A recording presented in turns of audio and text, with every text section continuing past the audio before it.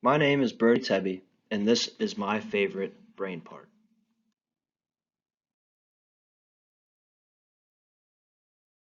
The hippocampus. The hippocampus is located deep in the brain, hidden within the temporal lobe. On the mid-sagittal section of the brain, it can be seen laying posterior to the amygdala and extending posteriorly to the splenium of the corpus callosum. Although it is often referred to in the singular form, there are actually two in each cerebral hemisphere, which can be shown within the next picture. Now, the role of the hippocampus. The hippocampus plays an important role in the process of learning and memory function. More specifically, it is crucial for converting short-term memory into long-term memory, shifting those memories into other parts of the brain for long-term potential and storage, and assisting in the retrieval of those memories when needed. It is also involved in spatial navigation, which is the ability to identify the position of our body relative to the objects around us. The major input to the hippocampus is through the entorhinal cortex, which receives information from other parts of the brain, including many cortical and subcortical structures, as well as the nuclei in the brainstem. One of these connections is with the olfactory cortex, which explains why smells can quickly elicit memories. The hippocampus also has connections with the amygdala, a part of the brain that is involved in emotional responses, in order to help us remember emotionally significant events.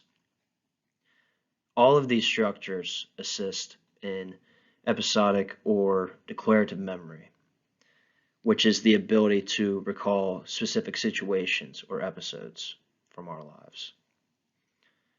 There are other types of memory, like working memory and motor memory, that are stored across different interconnected brain regions, including the prefrontal cortex, amygdala, basal ganglia, and cerebellum.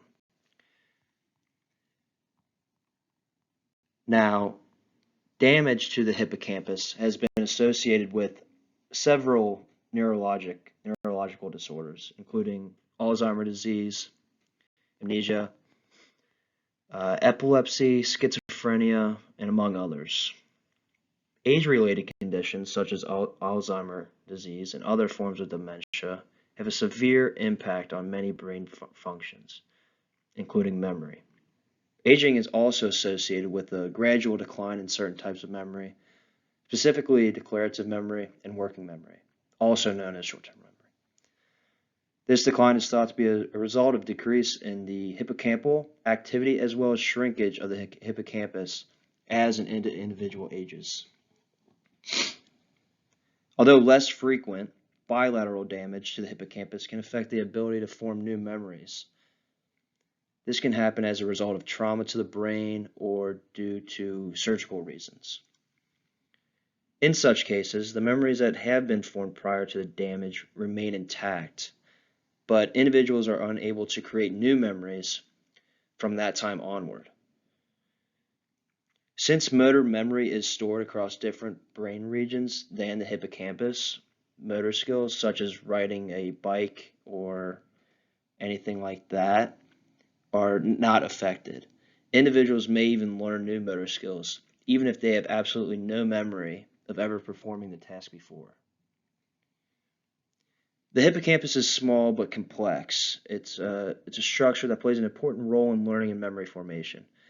Anatomically, it is part of the bigger hippocampal formation, which also includes the gyrus, the subiculum, and the cortex.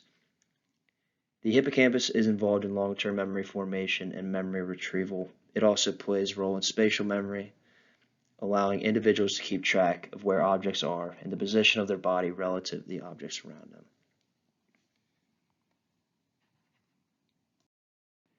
Now, the history of the hippocampus. Now, the term hippocampus literally means horse-like sea monster in late Latin. The part of the brain is named after its resemblance to a seahorse, though the term was debated for many years before it became more common in the medical field.